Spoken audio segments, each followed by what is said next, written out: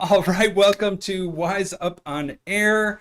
So excited to be here with you today. My name is Damian Kaspauer, a software product manager here at Audiokinetic, working on Wise. And we have got a community tools spotlight today. We've been here all week, each day bringing a different tool that the community is creating to help bridge the gap between what Wise does and what community developers out there using Wise are looking for in their workflows.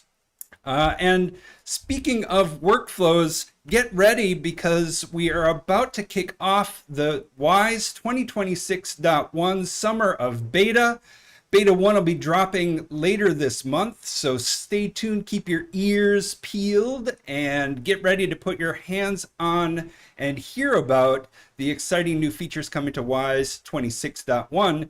But today, I'm excited to welcome to the live stream Marc Hasselbalch talking about ReaperToWwise. Marc, great to see you. Hello. Hey. Great to see you too, Damien. Well, so we arrive finally to the Friday, and let's talk about ReaperToWwise. Let's do it. Okay. First of all, quick introduction, and that goes with a few slides as well. My name is Marc Hasselbalch, and I'm a sound designer and technical sound designer, and I'll predominantly work freelance. I'm based in Copenhagen, Denmark, and I'll be talking about ReaperToWwise, which, and I'll go back, is a custom game audio implementation tool that I've written, which bridges the Reaper timeline to the Wise authoring tool. And I'll try to get into as much as I can about it. Here's a quick overview. We'll go through what is ReaperToWwise, why is ReaperToWwise, how it is, and uses for it, and where can you get it, and a goodbye. That's about the things we'll go through. First of all, before I show you ReaperToWwise and what it can do, I'd like to explain what it is. It is I'll move this little thingy here. It is a custom game audio implementation tool that connects Reaper timeline to the Wise authoring tool, as I already discussed. And, there we go, allowing you to post events and set game syncs in an open Wise project from an open Reaper project's timeline via text commands in the notes field of empty items. And if that does not make any sense, I will explain it. No, it makes sense. We're going to dig in deep. We're going to dig in deep. And it allows you to, and the primary reason why I made it and what you can do with it is it allows you to showcase more dynamic and interactively flavored sound design for showreels or for non-engine prototyping purposes. And the way I like to talk about it is basically a more featureful, sorry, Audiokinetic, and linearly sequenceable Soundcaster session. And this is just a video which is a backup in case my machine throws up. So let's go into the Reaper session. This is what a final ReaperToWwise session could look like. Cool. Up here we have the video track holding the video with no audio.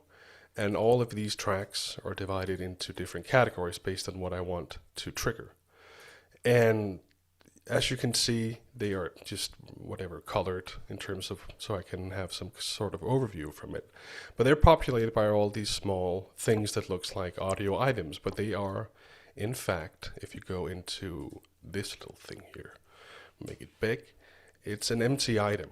And if you double click this empty item, you get a text field. And in this text field, you are able to write comments. And this is, I suppose, made by the Reaper developers for able to saying, oh, this snare is a bit too high frequency or needs to be dampened or whatever. But I found a way to use this to send text commands to the Wise authoring tool.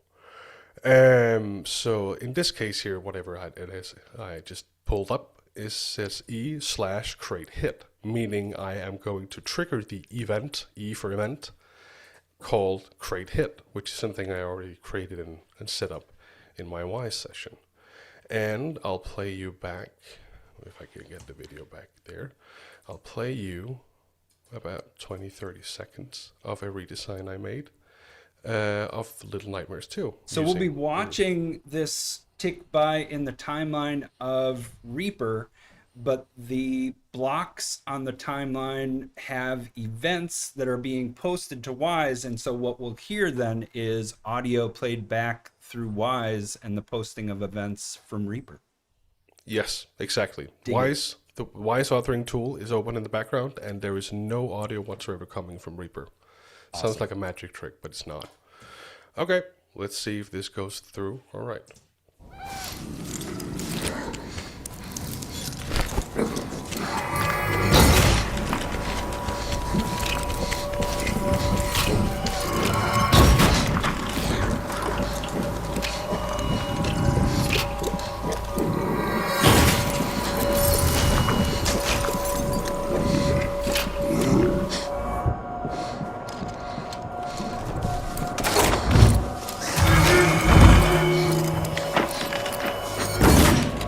I will stop there.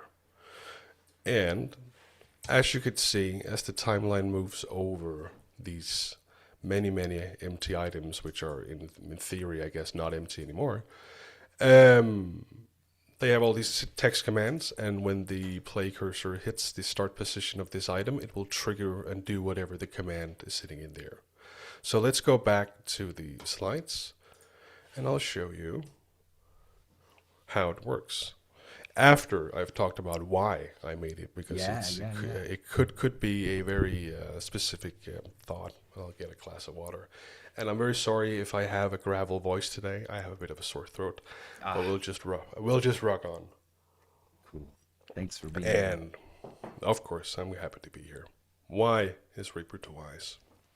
It's fixing a personal issue I had with game audio design reels, and an issue I was being made aware of by other more senior sound designers, is that you are showcasing a completely linear experience for an ultimately interactive medium. If you're doing the usual, like, I like this, I'll take a gameplay capture and I'll remove all the original audio and I'll redesign it myself. There's absolutely nothing wrong with doing that, because how else are you going to do it? But I thought it was a weird thing that I was doing linear sound design for a very interactive playback medium. So that's why I tried to make this. Yeah, because And really you're trying to bridge the gap between the implementation side, randomizing individual audio files and parameterization, or these kind of synchronization elements that you're mocking up. absolutely. And there's also been attempts by me and other people to take some of the Wwise functionality of, say, the random container and put that in a Reaper script and be able to do it, and it works.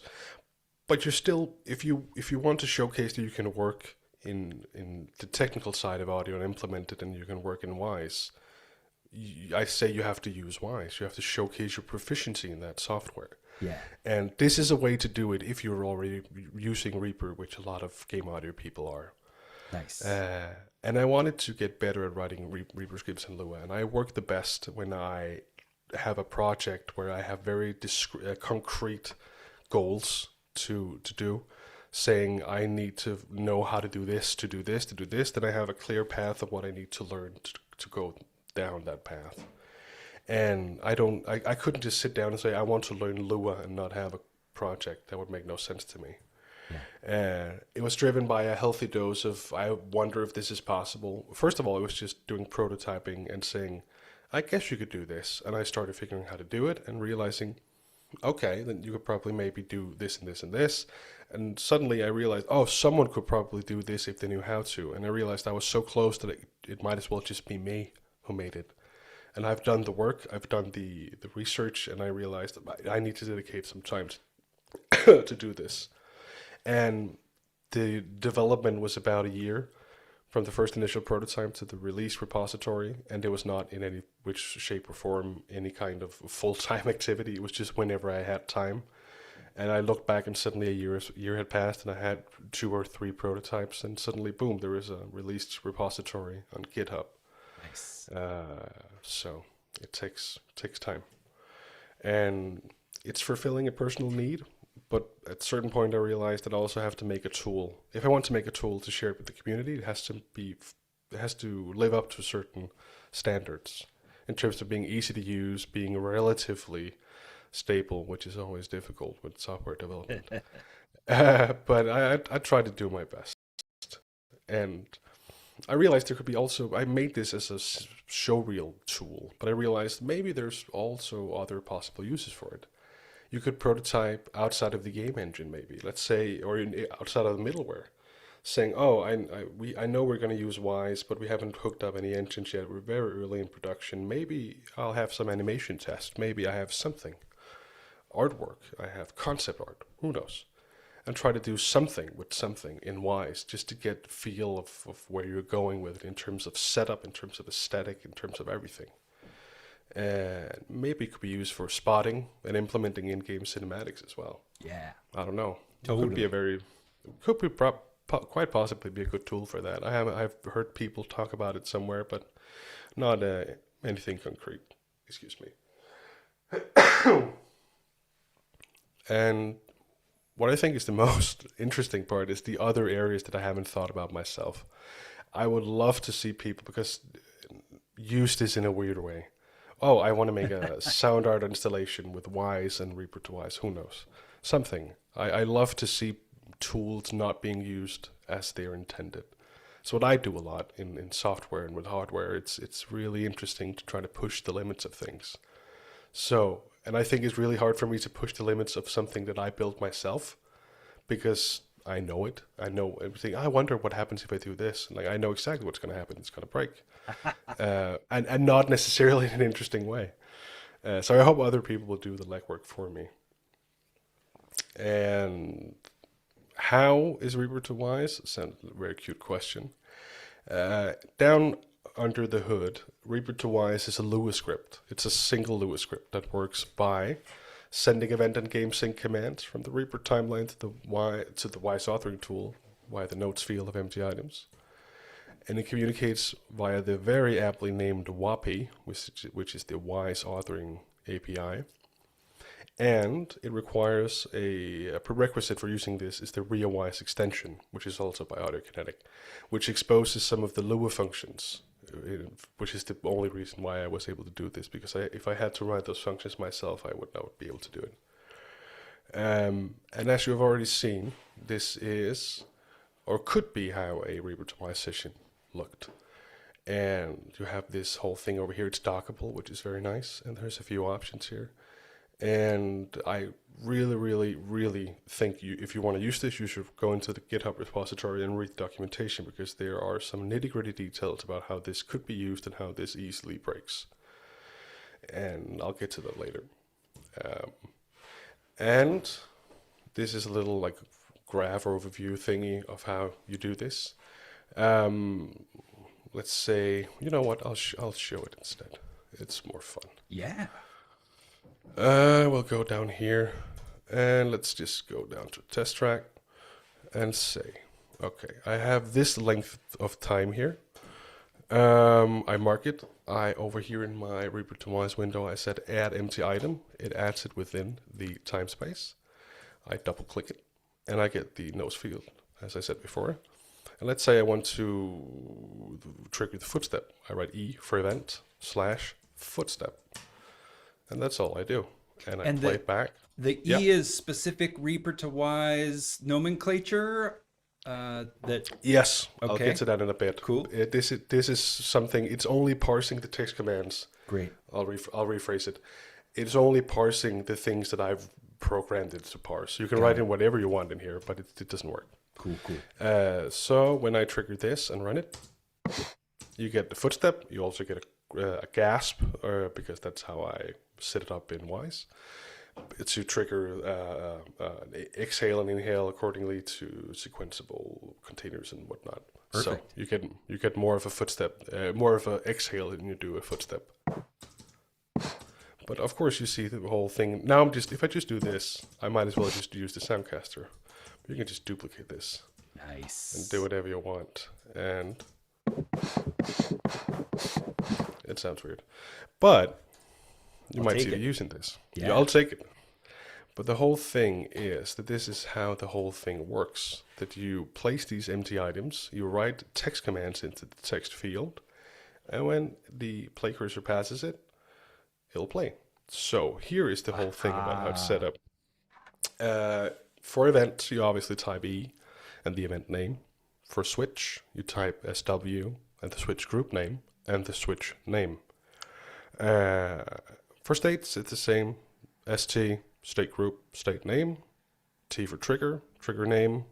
And there's also a possibility to hard set, so to speak, the RTPC from this empty item, saying R and the RTPC name and the RTPC value. But more interestingly, is that I wrote an option to do it from the automation envelopes, which is very handy. Wow. So when you add the or fire the ReaperToWwise script up in Reaper, you get the RTPC do not rename track, and I possibly could have labeled it differently, but what It can you seems do? pretty clear, man. Yeah, I want it to be very clear, but I still managed to find people and myself saying, I wonder what happens if I rename it. Yeah, it breaks.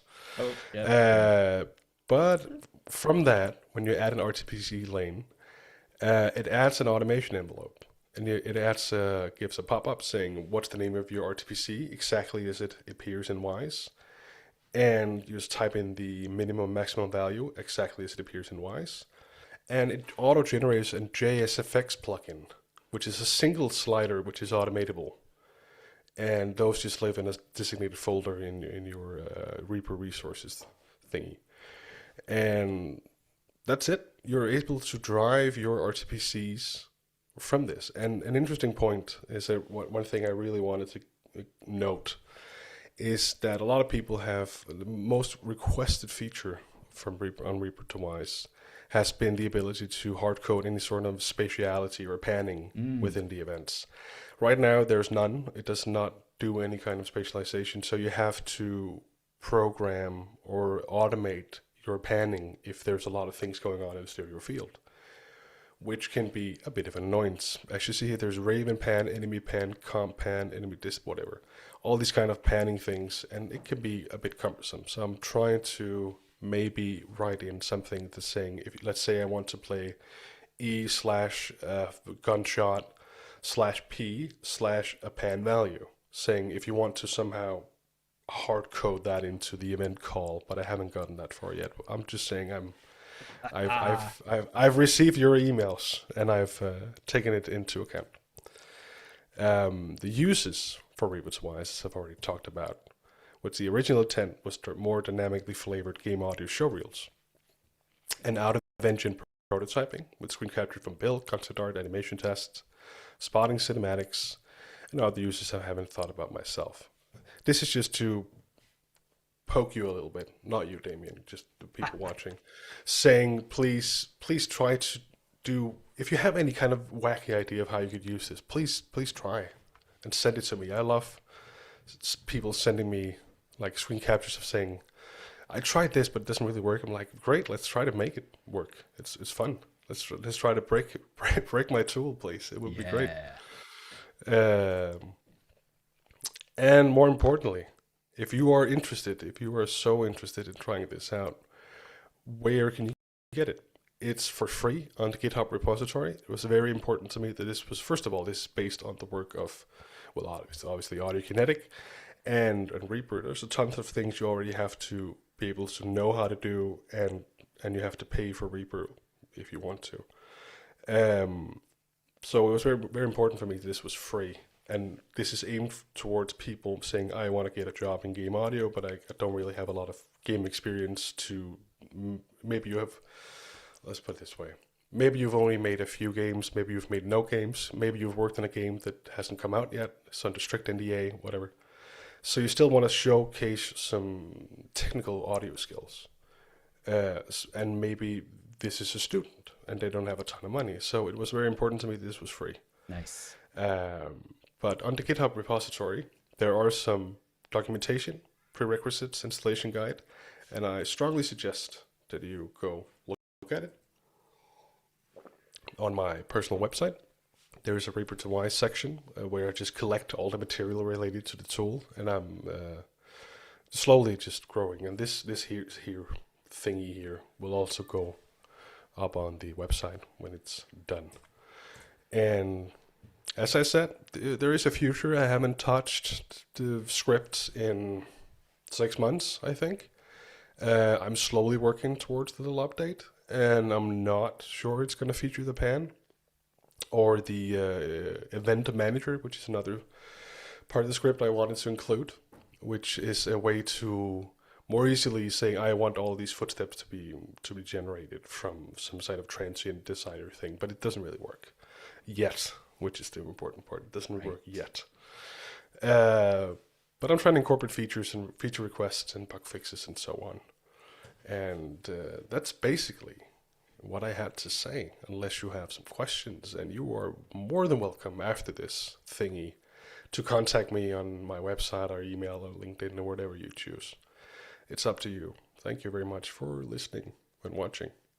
Amazing. What a cool project to put in the hands of the community, giving them a chance to, again, do this prototyping, reach for different workflows, find a way to demonstrate their application of interactive audio. And again, cool features in there in the box. I love the RTPC, being able to set that and even use the envelopes in Reaper to automate it. Question coming in from the chat. Is it possible to somehow take into consideration the values of the game parameter from Wwise to be able to set the scale of the envelope values? Is the question related to whether or not I could take some sort of programmable callback from Wwise to detect it automatically? Is that what they're meaning? Yeah, I think the idea here is that you may have a game parameter in Wwise with values that are like, I don't know, minus 100 to plus 100.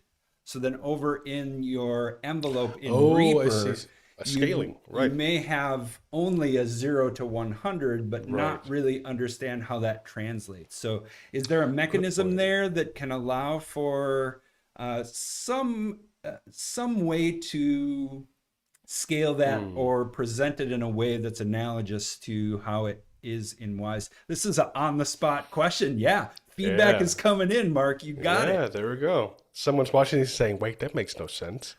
There is currently no way to do it. Yeah, cool. But point taken. They should be quite, I don't want to say easy because it has to be tested.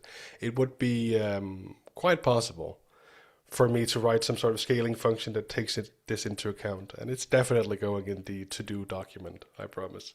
Excellent, excellent. So if folks have other suggestions or questions, reach out to Mark. It sounds like there's a future for ReaperToWwise. And as my brain is thinking about the next full release of Wwise, there's definitely an intersection between the work you're doing and what we're building. I think a symbiosis in the future is ensured, and I'm glad to have you out there making this tool for folks who are reaching for this workflow. So thanks so much for bringing it today to Wwise Up on Air.